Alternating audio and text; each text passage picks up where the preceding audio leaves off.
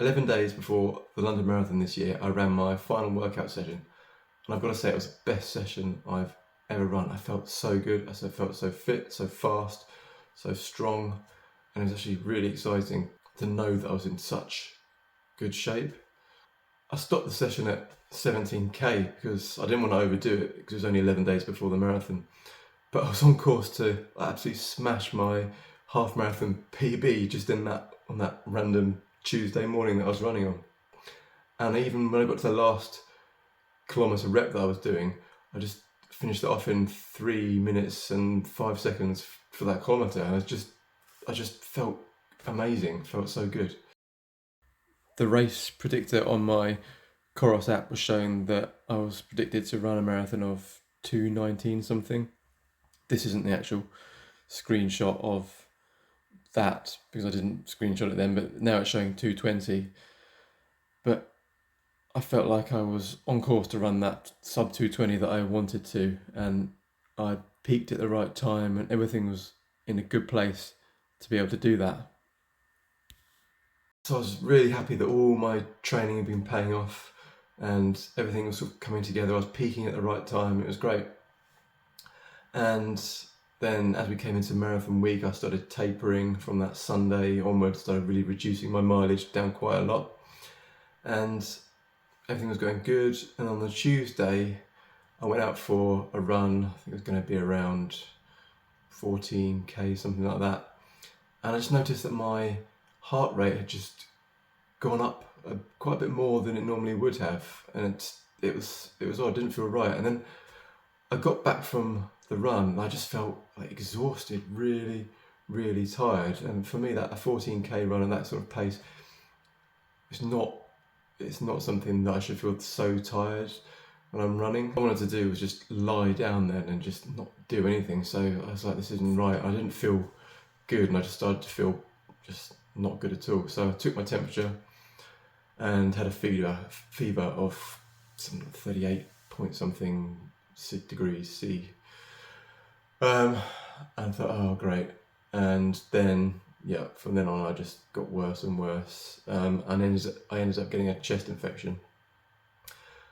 I hadn't been ill for I think probably about a year. I hadn't had anything, not even a cold. I just felt really good in all my training. In the 6 months that I'd built up to the marathon, I hadn't had a day when I felt tired some days, but hadn't had any illnesses.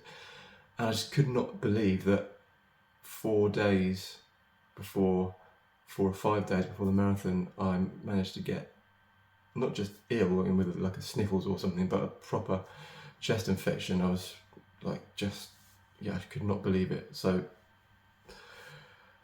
I managed to watch the marathon on the Sunday. Obviously I had no chance of making it. To be honest, I felt so bad that watching the marathon wasn't actually too much of an issue because the thought of running was, I could barely even get up, could barely even stand up. And I had quite a few days then of just high temperature, really bad chesty cough and not feeling good at all.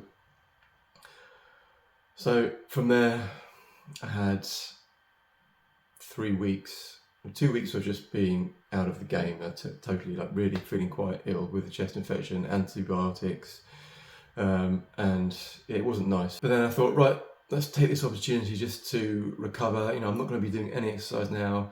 I'm just going to completely rest and completely recover and see what happens. So then after 3 weeks, just under 3 weeks, I managed to start feeling good again and start going out for runs again. But I really wanted to build up things really gradually. And I'm really still in the process of doing that now, building my fitness back up gradually. When I was off for the almost 3 weeks, I lost quite a bit of weight because I just completely lost my appetite. I think I lost muscle. And so it's a real process of I felt like I was starting, not from the beginning again, but I felt like I'd gone backwards quite a bit from all the training that I'd done. So just wanted to start building up really gradually. I have to say that first 2 or 3, the first week, the runs were hard, like really, really tough. I got really sore muscles. and it took a while for that to go, more than a week and a half for that, the really soreness of the muscles to go, and my fitness was really dropped. But what I did, and what I'm continuing to do, is just to get out and run. And I've said this in so many of my other videos. It's so important for me just to get out and run. And I didn't care about the distance, I didn't care about the pace. Just getting back into that routine of running again and just being consistent and just getting any kind of run in. And that's really helped. And you can see here from my Chorus app that my fitness is gradually improving quite nicely again over time. My base fitness is really going up as I increase the load that I'm running. I really find this quite motivating to look at, and just every day I look at how much I'm improving and where I'm getting to in my fitness, and then trying to maintain that. So this has become quite useful for me, and it's all helped me to realise that I need to focus on the process of running rather than the outcome. You can spend 6 months training for one day in one race, and that's 2.5 hours or whatever it's going to be, the race is going to be, but you've got all these runs every single day, sometimes twice a day, and it's so important to enjoy those runs and enjoy the process. And I think that's always been a strength of mine, that I always have enjoyed the process and I always have enjoyed running, but now I'm focusing on that even more. Let's just get out, enjoy running, enjoy it every day if you can. And so that always brings me back to, again, something I've talked about before, is what I'm focused on now is just running in an uncomplicated way, just getting out and running, whatever pace, building up my base fitness. And when I get closer to specific races, then I'll start doing more specific structured training, more workouts. But for now, as I'm building up my fitness again and building back, I want to build a strong base with as much mileage as I can do, that my body allows, as I'm building back up. And I know that gradually over time, because I'm building that base back again, I'll be able to then run faster, I'll be much fitter, I'll be much stronger, my body will be able to take more miles. And so the graph starts to look like that again, it starts going up again. But it all just takes this consistent mileage and consistent building back. And for me, again, as I always bang on about, consistency is so important, and even more important when I'm building back my fitness.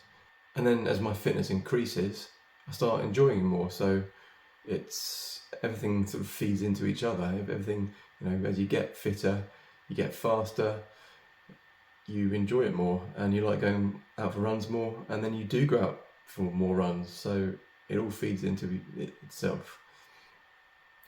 Anyway, I'm not going to go on about that too much more, but thank you so much for watching the video. If you enjoyed it, please like and subscribe. I know it was a bit of a self-indulgent video about what's happened to me in the past, but I hope it was useful for you in some ways, and you could just see where I am in my journey.